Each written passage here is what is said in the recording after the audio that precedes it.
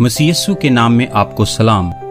अब जबकि हम गलील और नासरत का जिक्र कर रहे हैं, तो आइए आज इस बात को भी सीखते हैं कि यीशु को नासरी क्यों कहा गया। मत्ती की इंजील उसके 2 बाब और 23वीं आयत में लिखा है, और यूसुफ नासरत नाम एक शहर में जा बसा, ताकि जो नबियों की मार्फत कहा गया था वो पूरा हो कि वो यानी यीशु नासरी कहलाएगा। अब ये इस्तिलाह कि वो नासरी कहलाएगा पुराने अहदनामा में कहीं भी लिखी हुई नहीं है। अगर आप उन अंबिया की तलाश कर रहे हैं जिन्होंने ये कहा, तो आप उन्हें पुराने अहदनामा में नहीं पाएंगे। हमारे पास किसी भी नबी का ये कहने का कोई रिकॉर्ड नहीं है। कुछ लोग इसको यसाया उसके 11वें बाब और पहली आयत के साथ जोड़ना चाहते हैं, जहां मसीह के बारे में लिखा है कि वो शाख है, जिसको इब्रानी में नेटसर कहते हैं, और वो कहते हैं कि नेटसर और नासरत एक जैसे हैं।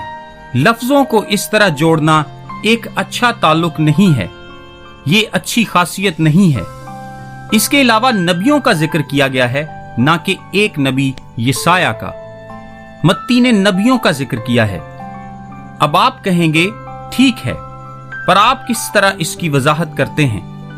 वजाहत करना बहुत आसान है। नबियों ने ये कहा जरूर, लेकिन पुराने अहदनामा में कभी भी लिखा नहीं गया, और आखिर में आकर मत्ती ने लिखा।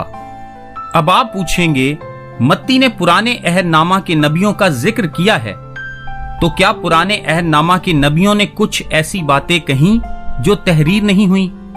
जी हां, वैसे बहुत सारी चीजें हैं जो बहुत अहमियत के साथ कही गईं, जो पुराने अहदनामा में नहीं लिखी गईं। मिसाल के तौर पर यहूदा की किताब उसके 1 बाब और 14वीं आयत में लिखा है, इनके बारे में हनूक ने भी, जो आदम से 7वीं पुश्त में था, यह पेशीन गोई की थी कि देखो, खुदावंद अपने लाखों मुकद्दसों के साथ आया। क्या लिखा है? हनूक ने कहा। क्या आप जानना चाहते हैं? हनूक ने यह पुराने अहदनामा में नहीं कहा, यह वहां नहीं है। सो आप कैसे जानते हैं कि उसने कहा? क्योंकि यहूदा ने यह लिखा। यहूदा को कैसे पता चला? रूहुल कुद्स के इल्हाम से। मत्ती इस बात की कोई वजाहत नहीं देता, वो बस ये कहता है जो नबियों की मार्फत कहा गया था कि वो नासरी कहलाएगा। उसके वजाहत ना देने से यह भी जाहिर होता है कि ये उस वक्त के यहूदियों में एक आम फहम बात थी, और वो जानते थे कि ये मसीह के बारे में कहा गया है। आइए कुछ नासरत की बात करते हैं। इस जगह को इस कदर हकीर समझा जाता था कि नासरत और नासरी किसी के हकीर होने के मुतरादिफ बन गए थे। जब किसी ने आपसे कहा, ओ नासरी, तो ये तंज की इस्तिलाह थी। दर हकीकत जब इब्तदाई चर्च की बुनियाद रखी जा रही थी, तो वो मसीहियों को नासरी एक तरह के मजाक के तौर पर कहते थे। अमाल 24 बाब 5 आयत में लिखा है, क्योंकि हमने इस शख्स यानी पौलुस को मुफसिद और दुनिया के सब यहूदियों में फितना अंगेज और नासरियों के बिद्दती फिरका का सरगरोह पाया। सो ये लफ्ज नासरी तंज में इस्तेमाल होता है, और इस पेशीन गोई के यहां पर आने की एक ये भी वजह है। पुराने अहदनामा में बार बार लिखा है कि उसे हकीर समझा जाएगा, उसे मुस्तरद कर दिया जाएगा, उससे नफरत की जाएगी, उसकी तहकीर की जाएगी। ज़बूर 22 का यही कहना है, ज़बूर 69 का यही कहना है, यसाया 49 और यसाया 53 का यही कहना है।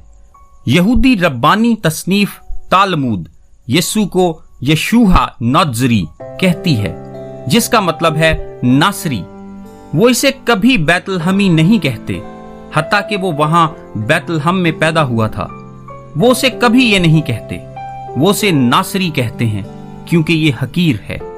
4वीं सदी के बाइबल स्कॉलर जेरोम ने एक ऐसी दुआ के बारे में बताया जो यहूदी अपनी इबादत गाह में करते थे, और जिसमें मसीहियों को नासरी कहकर लानत की जाती थी।